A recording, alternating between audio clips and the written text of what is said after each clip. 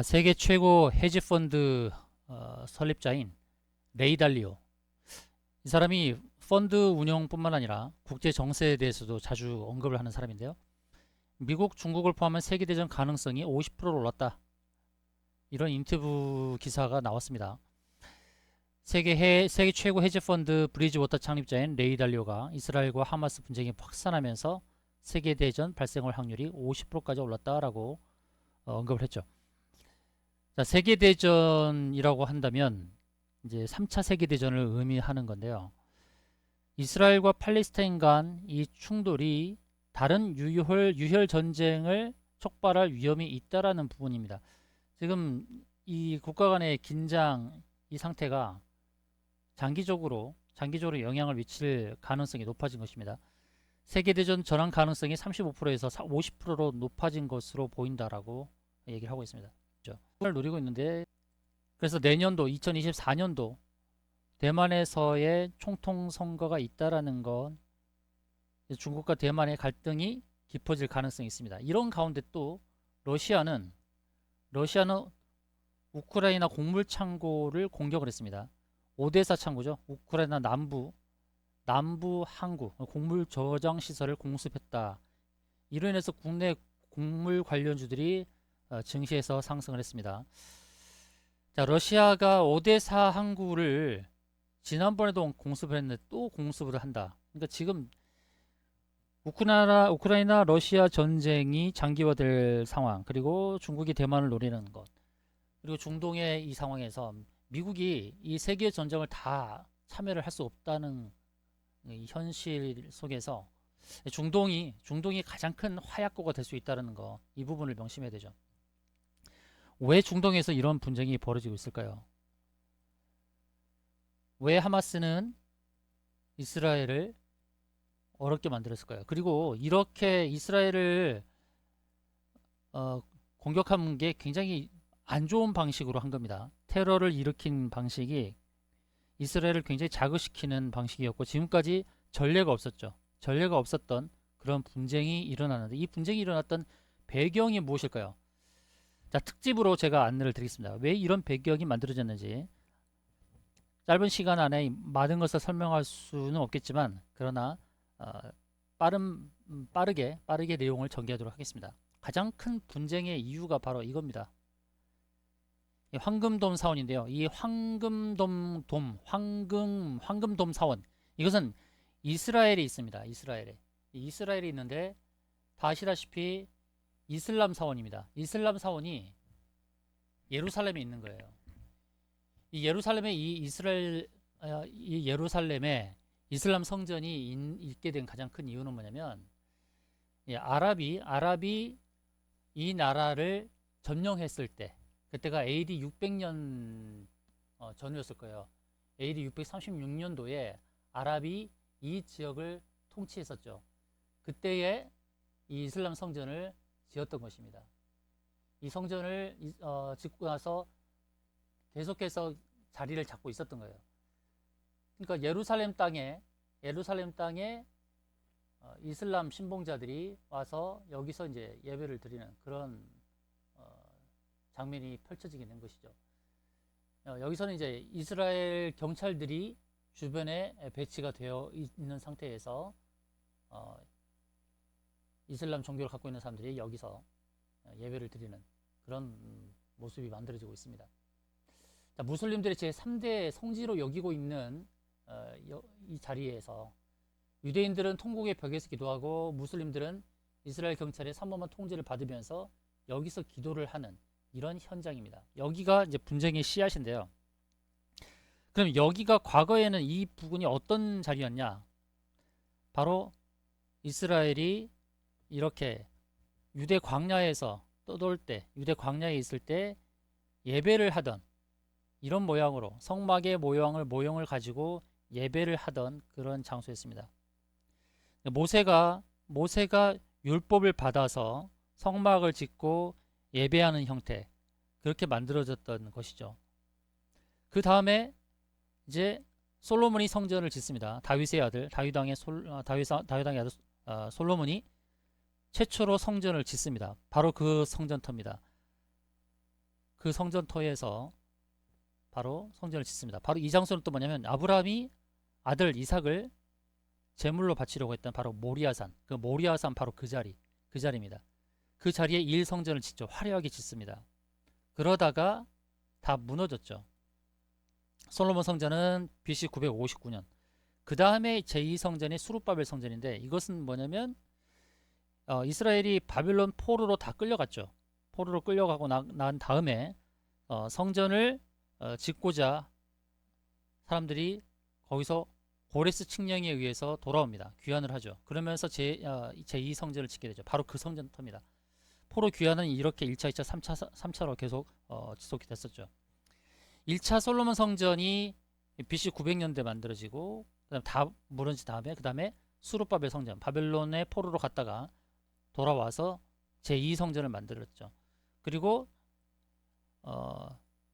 헤롯 1세가 재건을 하죠. 예수 그리스도 시대, 바로 AD, BC와 AD로 나뉘었던 그 시기에 헤롯 1세가 재건했는데, 이것은 3성전은 아니고 2성전을 두 번째 수룹바벨이 지은 성전의 리모델링 한 게 헤롯 1세가 지은 겁니다. 그리고 이제 헤롯 성전은 이렇게 화려하게 40여 년에 걸쳐서 이렇게 지어졌던 거죠. 수룹바벨이 지었던 성전은 굉장히 초라했는데, 헤롯이 지은 리모델링한 성전은 굉장히 화려하게 지어졌습니다. 그런데 이 성전도 로마의 침공에 의해서 완전히 다 무너졌죠. 헤롯 왕에 의해 건설되었던 화려했던 예루살렘 성전은 다 무너지고, 성전의 서쪽 벽 끝자락 약 450m 정도만 남겨 파괴된 겁니다. 바로 여기서 유대인들이 기도를 하는 거예요. 이슬람 사람들이 통곡의 벽에서 기도를 합니다. 이 성전의 역사가 그렇다는 거예요. 1성전, 2성전. 이 성전이 지어졌고 이 성전도 다 무너진 상태입니다. 이 통곡의 벽에서 이제 3성전을 짓기 위해 기도합니다. 이렇게 이 성전이라는 것이 굉장히 이스라엘에게서는 굉장히 중요한 겁니다. 현재 이스라엘은 3성전이 없습니다. 근데 3성전을 어디다 지으려고 한다고요? 바로 이슬람 사원, 황금돔 사원이 있는 거기다 지으려고 하기 때문에 분쟁이 벌어지는 거예요. 그래서 이스라엘 사람들이 황금돔 사원 거기를 자꾸 자극할 때마다 테러가 일어납니다. 특히 총리가 그 자리를 가게 되는 것은 도발로 여기면서 테러가 발생하기도 합니다. 그래서 이게 분쟁의 씨앗이 되는 거예요. 아까도 말씀드렸듯이 이 황금돔 사원이 있는 바로 그 자리가 모리아산입니다. 아브라함이 아들 이삭을 제물로 바치려고 했던 그 자리가 바로 모리아산, 그리고 1성전, 2성전이 다 지어졌던 곳, 그 장소가 바로 모리아산이라는 거예요. 바로 무슬림에게 아주 거룩한 곳으로 여겨지고 성스러운 사원으로 여겨지는 것, 바로 그게 이제 황금돔 사원입니다. 그리고 이제 이것을 무너뜨리고 이제 3성전을 지으려고 했었죠. 그것 때문에 계속 분쟁이 일어나는 겁니다. 그래서 여기를 지키려고 하는 거예요. 이슬람은 이 성전을 무조건 지키려고 합니다. 황금돔 사원을 지키려고 합니다. 그런데 이스라엘은 여기를 무너뜨리고 성전을 지으려고 하는 그 의도 때문에 계속 분쟁이 일어났던 거예요. 그런데 성전을 지을 수 있는 다른 예루살렘 터를 이스라엘이 확보를 하게 되는데, 자, 이제 이스라엘이 이 황금돔 사원을 그대로 놔둔 상태에서 제3성전을 지을 수 있는 근거가 마련되고 있습니다. 왜 그러냐면 정확한 위치가 거기가 아니라는 그런 연구의 발표가 나오고 있습니다. 그러면서 황금돔 사원을 무너뜨리지 않고 제3성전을 지으려는 시도가 나오고 있습니다. 바위돔 사원, 그 황금돔 사원이 있는 곳이 성전터가 아니다라는 그런 연구 내용이 나오고 있는 거예요. 바로 다윗의 도시는 실제 성전이 위치했을 가능성이 있는 곳은 바로 바위돔 사원이 아니라는 거예요. 그 바위돔 사원은 바로 로마군이 당시에 머물렀던 수경지였을 가능성이 높다는 겁니다. 그러니까 황금돔 사원은 실제 다윗 왕이 있었던 장소라고 보기 어려운 것이 여기에 샘이 없다는 거예요. 샘. 물을 마실 수 있는 그 샘이 없다. 근데 다윗의 도시 여기는 이제 기온샘이라고 샘이 있단 말이에요. 그런 것들에 대한 내용이 나오면서 바위돔 사원은 실제 성전터가 아니고 로마군의 수용지였을 가능성이 있고, 그래서 그 옆에다가 황금돔 사원을 건드리지 않고 그 옆에 삼성전을 지으려는 그런 시도를 하고 있다는 거예요. 그런데 2020년도에 세계 대통합, 세계 종교 대통합을 시도했습니다. 그때가 이제 2020년도 코로나 발발 전이거든요. 불교, 기독교, 유대교, 이슬람교, 힌두교 이 종교 지도자들이 모여서 세계 종교 대통합을 하려고 했는데 코로나가 터져서 못했단 말이에요. 연기가 됐습니다. 그래서 이 세계 종교 통합 운동과 제3성전 준공이 거의 맞물리는 시기가 되고 있는 겁니다. 이런 시기에서 이제 세계 3차 세계대전이 벌어질 수 있는 그런 상황이 나타나고 있어요. 중동에서 분쟁이 가장 큰 것은, 크게 나타나는 것은 이스라엘에서 제3성전 준공을 하려고 하는 그 시도가 나타났을 때 그 분쟁이, 전쟁이 굉장히 커지게 일어나는 거예요. 이슬람의 반발이 제일 많은 것이 바로 그런 부분입니다. 세계 테러도 계속 많았던 것이고, 그래서 지금 가장 큰 게 반발하는, 그리고 하마스의 테러가 일어나는 가장 큰 이유가 이것과 맞물렸다는 거예요. 제3성전 준공에 대한 것과 맞물렸다는 거예요. 자, 현재 지형이 이렇게 되어 있습니다. 이스라엘이 이렇게 있고, 이스라엘에서의 그 맨 아래 부분이 이제 가자 지구 있고, 이스라엘 안에 또 서한 지구가 있습니다. 가자 지구가 있고 서한 지구가 있죠. 그리고 이란은 이렇게 떨어져 있고, 사우디는 또 아래쪽에 있는데, 중동에서의 패권 전쟁이죠. 중동에서 종주국이라고 지금 나서고 있는 게 이란, 그리고 사우디 아닙니까? 자, 사우디아라비아는 친미로 많이 돌아온 상황이고, 이란은 반미죠. 반미인데 이제 대리전으로 이란이 여기다가 위쪽으로는 헤즈볼라, 아래쪽으로는 하마스를 통해서 이스라엘을 괴롭히고 있는 겁니다. 이스라엘과 이란은 굉장히 오랫동안 안 좋은 관계가 유지되고 있죠. 그리고 이스라엘은 바로 이라크 땅, 여기 이 바벨론 포로 이 땅에서 돌아온 겁니다. 2000년 동안 나라가 없었죠. 2000년 동안 나라가 없었습니다. 그러다가 이제 나라가 생긴 거죠.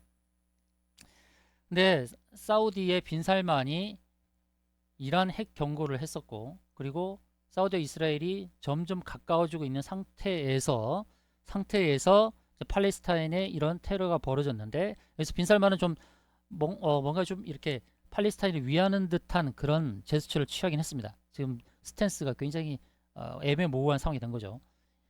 친이스라엘 또 친미 쪽으로 돌아서고 있는 상황에서 이런 테러가 벌어진 거예요. 지금 이란과 사우디는 이제 앙숙처럼 지금 자리매김을 하고 있는 상황이에요. 그러니까 지금 이란의 움직임, 사우디의 움직임 예의주시했다는 얘기를 말씀드리는 겁니다. 자, 시간이 없으니까 짧게 말씀드리겠습니다. 이스라엘이 1948년도에 나라가 생겼어요. 이때 갑자기 어떻게 나라가 생겼느냐? 자, 아랍의 문제가 생겼던 것이죠. 이 지역에서 이제 아랍이 자리를 잡고 있다가 편을 잘못 들었죠. 세계대전이 벌어졌을 때 1차 세계대전, 2차 세계대전, 1차 세계대전 때 오스만 제국이 독일의 편을 들면서 그들이 축출당한 겁니다. 그리고 프랑스와 영국이 분할 통치를 했던 거예요. 그러다가 영국이 이제 이스라엘을 독립할 수 있도록 도와준 거죠. 그 당시에 이제 우리가 잘 아시는 홀로코스트가 있었고, 홀로코스트로 인해서 이스라엘에 대한 연민이 생겼던 거예요. 그러다가 독립이 된 거죠. 1948년도에.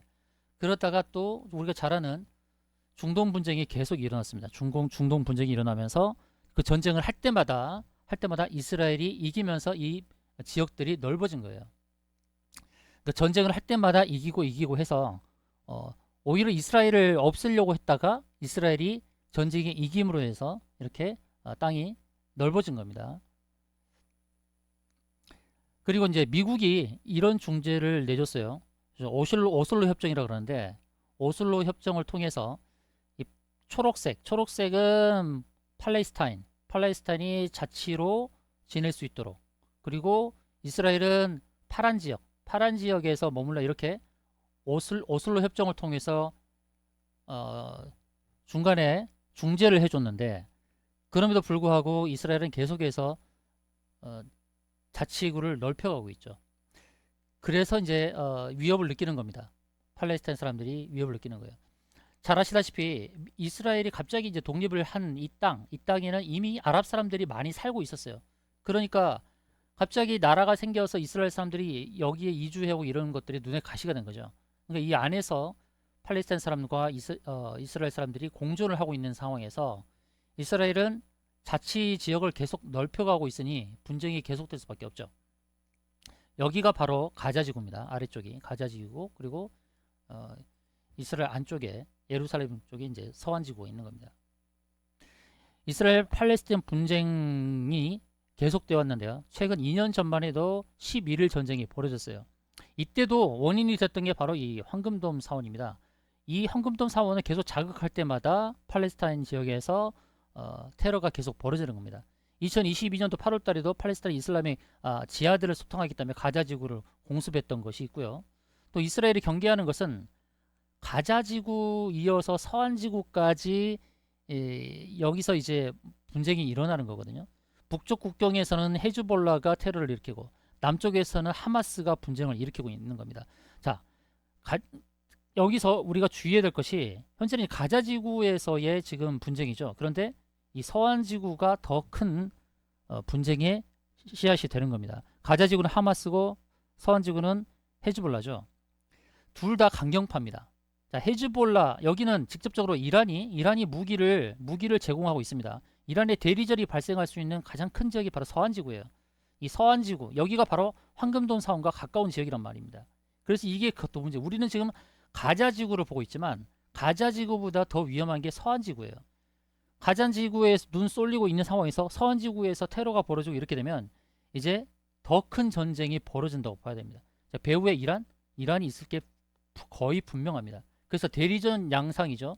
미국과 이스라엘, 그리고 이란과 러시아, 이렇게 대리전으로 지금 전쟁이 펼쳐질 수 있는 겁니다. 그 중심에 미국과 이란이 있는 겁니다. 미국과 이란이 있는 겁니다. 네타냐후 정부는 강경파죠. 끝까지 가는 성향이 있습니다.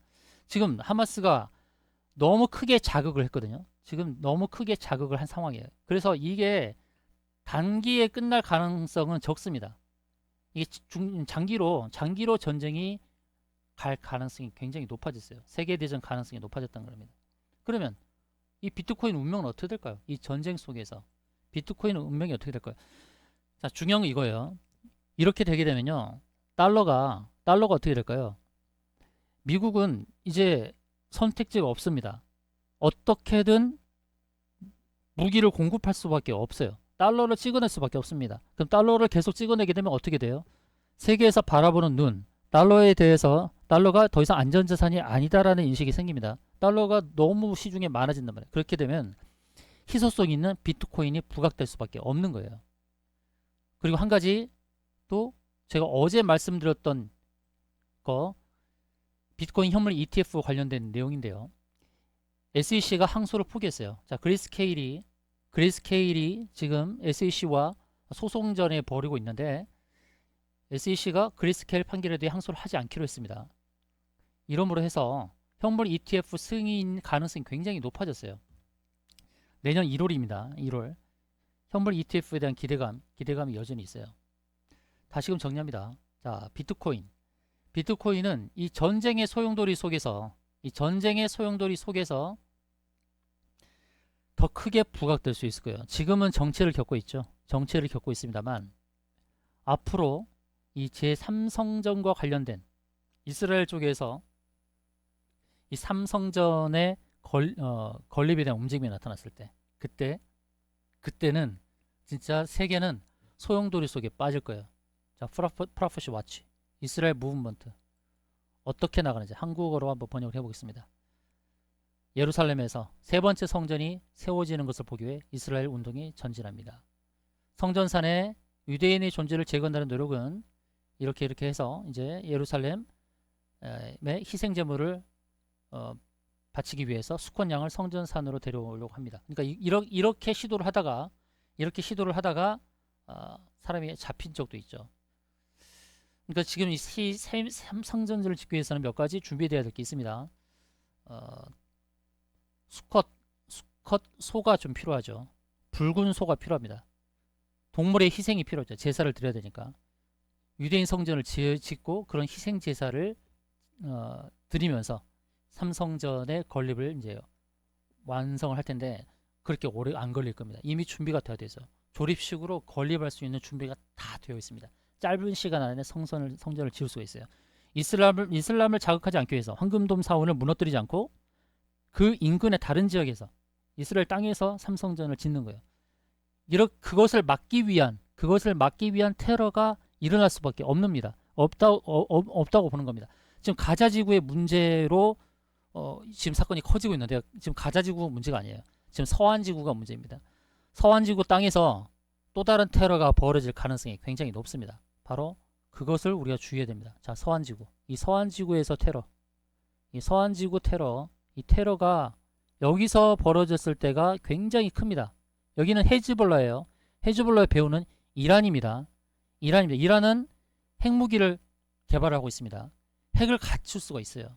굉장히 위험해진 상황이 된 겁니다. 이럴 때 비트코인은 어떻게 된다고요? 비트코인은 이제 쭉쭉쭉쭉쭉 갈 수 있는 겁니다. 알트코인이야 타이밍 투자를 하겠지만 비트코인은 장기적 투자가 의미가 있겠죠. 여러분, 비트코인 어떻게 투자하고 계십니까? 비트코인이 현재 정체를 보이고 있죠. 정체를 보이고 있어요. 상승했다가 눌렸다가 상승했다가 눌렸다가. 그런데 이게 뭐예요? 이걸 뭐라고 그럽니까? 성난 M자예요. 성이 났어요. 저는 이걸 성난 M자형 패턴으로 부릅니다. 성난 M자형. 가벼운 M자가 아닌 거예요. 이렇게 맥도날드의 M자가 아니라는 거예요. 맥도날드의 M자가 아니라 이 성난 M자형 패턴. 괜찮은 패턴입니다. 여기서 눌림목 후에 치고 갈 수 있는 거예요. 그리고 이 기술적으로 봤을 때 이 패턴을 잘 보세요. 제가 지금 RCI 지표를 놔뒀거든요. RCI 지표를 봤을 때 RCI가 단기선이 있고 중기선이 있고 장기선이 있어요. 9, 2, 6, 3이에요. 단기선은 9예요. 단기선이 위에 중장기선과 같이 있을 때 거기서부터 조정이 나오는 거예요. 같이 있을 때 조정이 나와요. 그리고 단기, 중기, 장기선 이 세 개의 선이 모아져 있을 때 거기가 매수 포인트가 되는 거예요. 매수 포인트. 여기가 매수 포인트가 되는 겁니다. 모아져 있을 때마다 매수 포인트가 되는 거예요. 이해하십니까? 그럼 현재 단기선이 떨어졌죠. 중장기도 좀 꺾이려고 하죠. 그러면 이 위치가 어떤 때하고 맞아 떨어지냐면 바로 여기입니다. 여기죠. 여기거든요. 그래서 여기서 이제 단기선이 올라갈 수 있어요. 단기선이 올라갈 때 여기서 또 급락이 나타났죠. 그럼 단기선을 올라갈 때 한번 뚝 떨어질 수 있어요. 이렇게 같이 상승하다가 뚝 떨어질 수 있습니다. 근데 이만큼 급락이 나타날까? 그건 모르겠고 그것은 다음 상승을 위한 준비라고 보는 것이고요. 지금 상황에서는 여기서 한번 단기선이 갔다 떨어졌다가 다시 쭉 상승할 때 그때가 가장 좋은 찬스가 되는 거예요. 그러니까 단기적으로 본다 그러면 단기선이 이제 한 번 더 올라갈 때 그때가 이제 상승이니까 만약에 선물로 하시는 분이 계신다면 지금은 롱에 한번 베팅할 때죠. 그리고 숏에 베팅할 때는 바로 이 세 개 선이 위에 모아져 있을 때 그때가 바로 숏 베팅입니다. 그래서 롱과 숏 포지션을 구축할 때 기술적으로 단기적으로 이렇게 참고를 하시면 좋을 것 같고요. 그리고 비트코인은 내년도에 현물 ETF 승인 1월달 그리고 반감기 4월 그리고 각종 규제안이 만들어지는 내년도에 대만 총통 선거가 있고 또 내년도 말에 미국의 선거가 있습니다. 미국의 대선이 있어요. 그런 일정들을 딱 감안했을 때 2024년도는 좀 기대할 만하다. 그리고 단기적으로 보지 말고 이제 장기적으로 많이들 투자하고 계실 거예요. 여러분들 비트코인 어떤 마인드로 하고 계십니까?